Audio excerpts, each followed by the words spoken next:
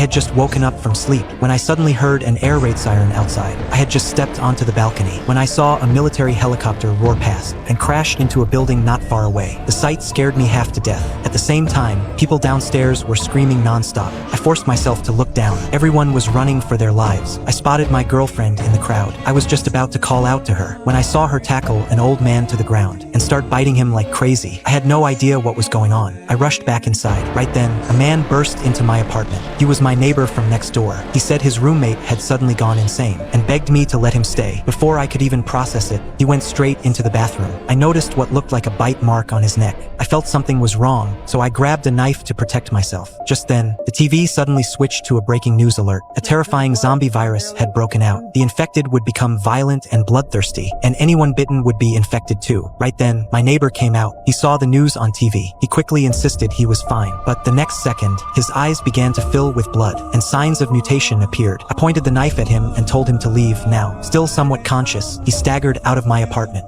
I had barely locked the door when a blood-curdling scream rang out outside. I looked through the peephole and saw my neighbor being torn apart by zombies. I collapsed to the floor in terror. Then I tried calling my parents to see if they were okay, but I couldn't reach them at all. I knew from now on I could only rely on myself. I dragged the fridge over to block the door to keep zombies from breaking in. I moved my bed into the living room so I could keep an eye on the door at all times. I covered all the windows with paper so the zombies outside wouldn't spot me. From then on, each passing day, I made a mark on the mirror to remind myself to stay alive. But that night, a strange noise suddenly came from the bathroom. I had a bad feeling, so I grabbed a baseball bat and went to check. Turned out a zombie had fallen through the air duct. Terrified, I quickly hid, but by then, the zombie had already wandered into the living room. I held my breath in fear,